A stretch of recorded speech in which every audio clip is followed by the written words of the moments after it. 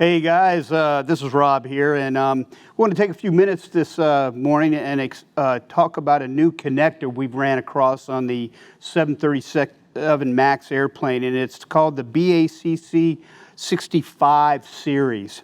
And this type connector has a rail system that the connector connects onto with a jack and a plug. Boeing likes these new connectors because they're very versatile. The inserts are changeable, and there's multiple different inserts that could go into these connector shells.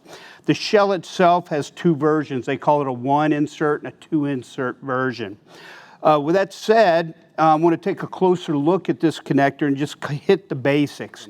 This little brown cap on here is your locking mechanism, and it says push. Well, that's to lock it. To unlock it, you stick your screwdriver in this slot, pop it up.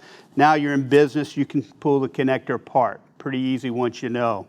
Now, if you find yourself needing to take this connector half off the track, there's a way that it does come off. In the Standard Wiring Practices Manual in Chapter 2074 does a pretty good job of illustrating and explaining how this happens, but we're going to do a little video real quick. I'm going to take a screwdriver, in this case, and I'm going to take it and I'm going to pry this little release mechanism forward, push the entire connector assembly aft, and roll it off the track. Guys, if I pull this thing straight up, you're going to snap these little legs off. This is metal, but it's very lightweight. I'm not sure what it is, but as you can see in this video, I have a graveyard piece here that has both the little legs snapped off it, okay? And this is what's left of it right there. If that happens to you, you're going to end up replacing the shell of the connector. Now, to reinstall this guy back on the track, there's a couple little things to know. Once you know it, you're good to go. You have a notch here and a notch here, and this happens to be, looks like position number 27, I believe. I can't really see it from my angle. But these two notches are the left and right outboard alignment marks. So I'm going to take my release mechanism with my screwdriver, pry it out, and I'm going to set my connector down and slide it forward and then center the left and the right side on these notches and then release my lock. Now, if you notice, it's wobbling around. It's not locked in. What I'm going to do is make one final alignment adjustment, notch here, press button, snap.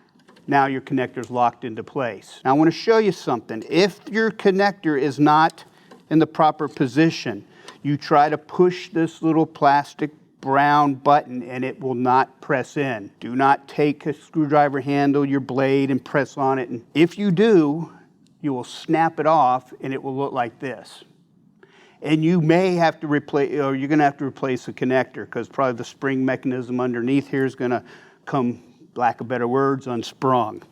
So if it doesn't press down, I'm going to center it up. Snap, there we go. Now we're locked in. All right, once you get your connector on the track, take the mating part, slide it in, push it together, lock it down, you're in business. Here on our demonstration board, I have a Series 1, which has one insert. There's a Series 2, which has two inserts. We're going to talk about getting these inserts out of this connector. Generally, you don't have to unwire the connector to get the insert out. And here's another deal. Depending on how dense the wires are going into this connector, the number of wires, you might be able to take a wire out without taking the insert out of the shell.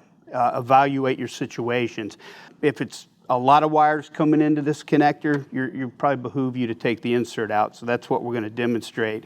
I have found dealing with these, it's usually better to take the ground wires out. It just gives you a little more leeway to work, and that's used on all these BACC65 series grounding with a red and white extraction insertion tool.